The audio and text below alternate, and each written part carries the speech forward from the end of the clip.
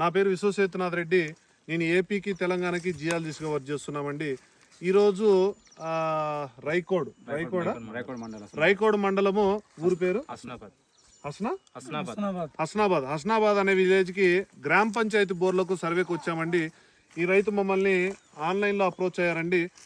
So ఈ రైతుని అడిగి తెలుసుకుందాము. సో ఎందుకు జియాలజిస్ట్ ఎందుకు మనం సర్వే చేయించుకోవాలనేది ఈ రైతుతోనే మనం తెలుసుకుందాము. నమస్తే అమ్మ. నమస్తే. ఎందుకు మీరు జియాలజిస్ట్ని ఎందుకు మనం అప్రోచ్ అవ్వాలనుకున్నారు? అయితే సార్ మాకున్న పొలంలో మాట్లాడు. అంటే రీసెంట్గా ఒక 15 days బ్యాక్ 2 బోర్లు వేయించాము సార్. మేము ఏంటంటే ఎవరిని అప్రోచ్ కాలేదు, డైరెక్టే వేయించాము. దానివల్ల ఒక 1,50,000 అట్లా లాస్ అయ్యాం మేము. ఒకసారి మేము ఎట్లా అంటే ఆన్లైన్లో చూస్తుండగా మీరు చూసాం సార్. చూసి ఒకేలా మేము అప్రోచ్ అయితే మాకు ఏమైనా పాయింట్స్ దొరుకుతాయేమో, మేము డైరెక్ట్ వెళ్ళి ఫెయిల్ అయినాం కదా సార్. దానివల్ల దీని ఏదైనా మేము బెస్ట్ దొరుకుతుందేమో అని చెప్పేసి మిమ్మల్ని అప్రోచ్ అయ్యాం సార్. అట్లా సో ఈ రైతులు చేసిన తప్పు ఏంటంటే ప్రతి ఒక్క రైతు కూడా ఫోన్ చేస్తానే ఎంత తీసుకుంటారు, వాళ్ళకు అనుకూలమైన ప్రైజ్ మనం చెప్తానే వచ్చేసేయండి.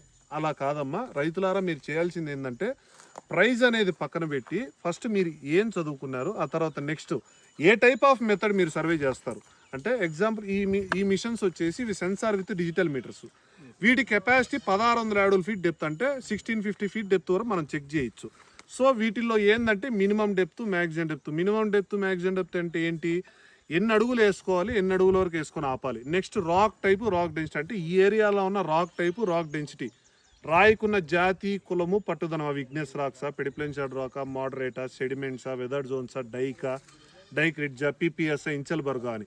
సో నెక్స్ట్ ఎక్స్పెక్టెడ్ ఈల్డ్, ఈ ఏరియాలో ఉన్న ఎక్స్పెక్టెడ్ ఈల్డ్ ఇవి ఇవ్వగలుగుతాయి. నెక్స్ట్ యాన్యువల్ గ్రౌండ్ వాటర్ విత్డ్రాలు, యాన్యువల్ గ్రౌండ్ వాటర్ యూసేజ్, మన ఏరియాలో ఎంత వాటర్ ఉంది, ఎంత యూజ్ చేసామో, ఎంత అవైలబిలిటీలో ఉంటుంది.